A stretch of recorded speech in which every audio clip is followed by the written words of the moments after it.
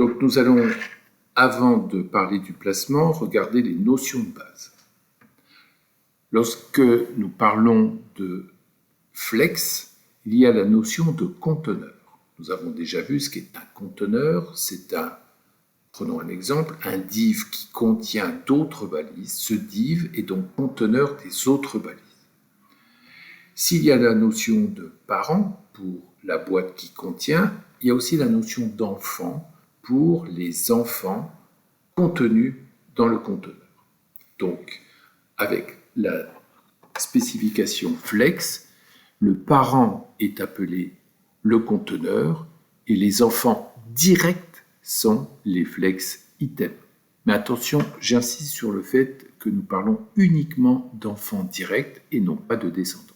Si nous regardons cet exemple qui montre un pseudo-HTML, vous avez un flex conteneur qui contient 3 flex items et nous voyons que le premier flex item contient également d'autres balises. Ici, un P. Lorsqu'on va parler que le conteneur flex conteneur est le parent, il n'est le parent que de, évidemment, les flex items marqués ici en vert. Le paragraphe n'est pas considéré comme un flex item.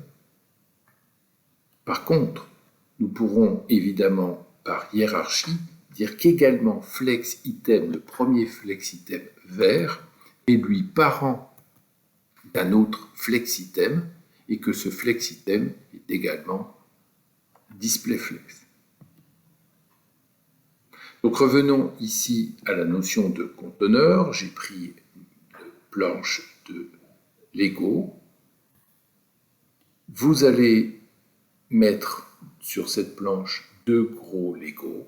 Le bloc bleu est donc le conteneur des 2 blocs verts. Ces 2 blocs verts sont les flex items pour le bloc bleu.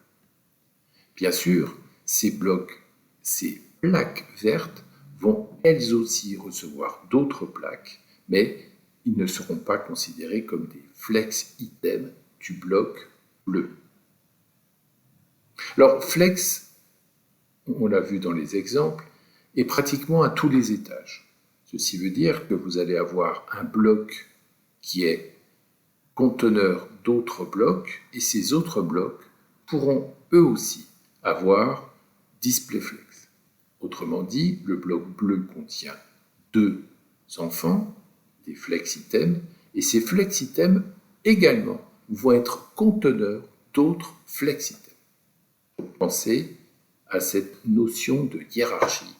Vous aurez des boîtes flex dans d'autres boîtes flex. Un mot sur la forme. Malheureusement, nous ne pouvons pas jouer facilement au Tetris. Les blocs restent des blocs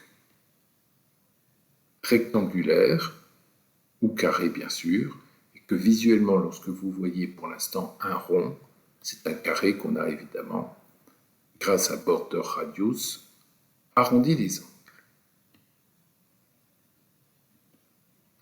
Nous allons, dans une première partie, après cette introduction, voir comment placer les blocs.